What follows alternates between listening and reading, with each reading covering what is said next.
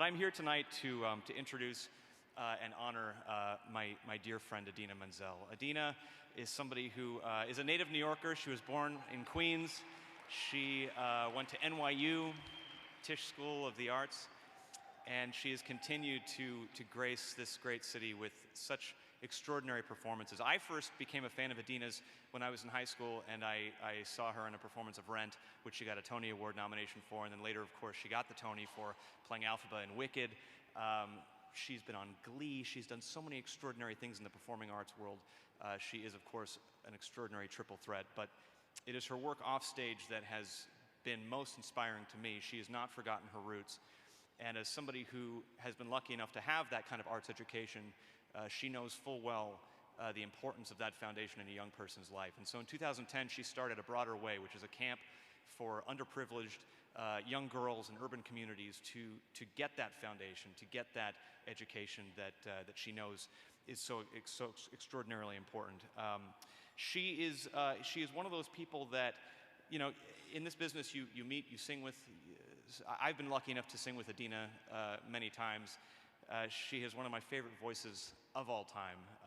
But truly, when you get to meet somebody who has as great a soul, as great a heart, as great a vision for giving back to young people as much as their ability, it is very, very rare. And so it is my great pleasure to welcome to the stage somebody that is an inspiration to me and give this award to the wonderful, brilliant Idina Menzel. Hi, everyone. Thank you. Thank you, Josh. That was so incredibly nice and sweet. And he got my name right and everything.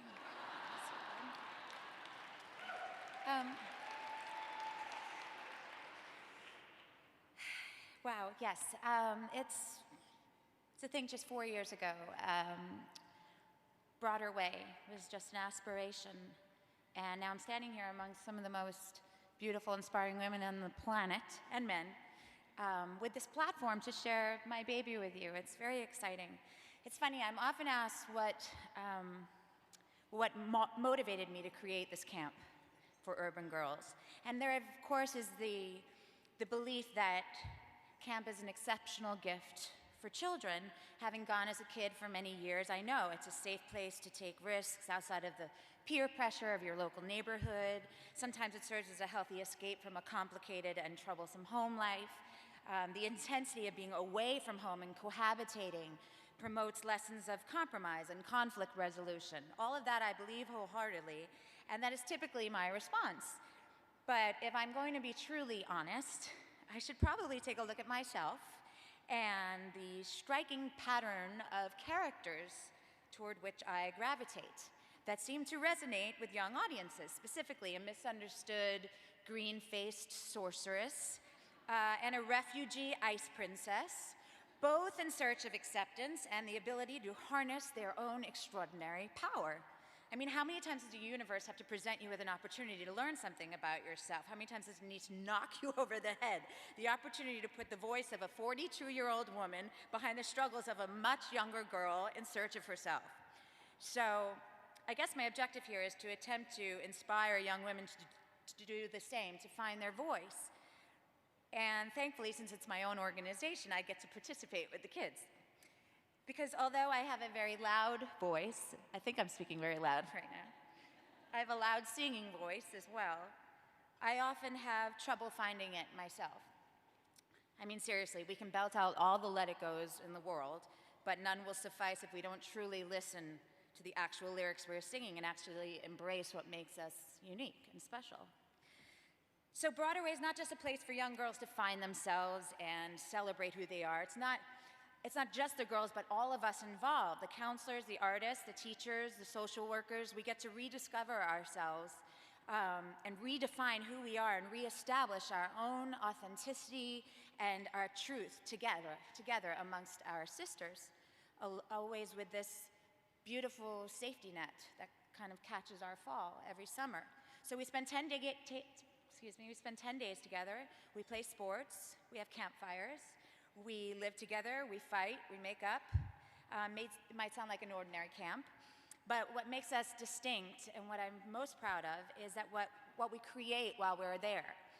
In addition to all the fundamentals of stage and voice and dance, the girls write their own poetry, their own songs, they choreograph their own dances, and they shoot their own films. And with the help of the amazing people sitting over there at that table, who I love very much, the girls form a magnificent tapestry of all of their work and perform it for their families back here on a New York City stage up at Columbia, actually. It's profoundly moving to witness the girls take such ownership and pride in their own work and their own growth as human beings. So this summer, our inaugural class will graduate from our 4-year program. I will miss them very much. And yes, we're babies. We're just heading into our 4th summer. And the same girls have been with us for all 4 years. They've had me swimming in my underwear, crying over their poetry, trying to keep a straight face while reprimanding them for running wild the night before, all of which are things I've done when I was their age.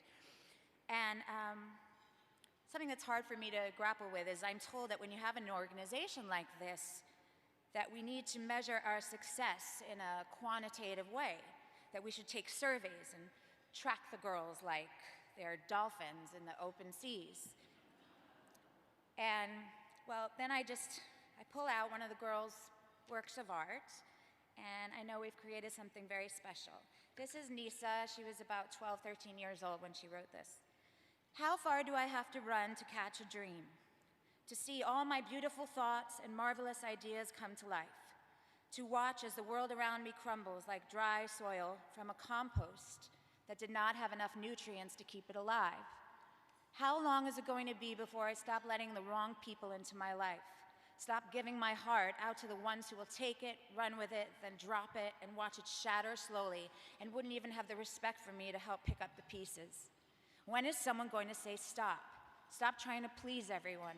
Just slow down and breathe. But it's just a matter of time before that breathing turns to gasping, that gasping turns to sighing, that sighing turns to crying, and that crying turns to breaking. Breaking down, tearing yourself apart. Stressing over, is my makeup good, my body looking tight, and is my smile bright enough to hide that I'm dying inside? So I ask myself before I say my prayers and close my eyes, how much more time will it take before this dream is in my hands? Thank you so much.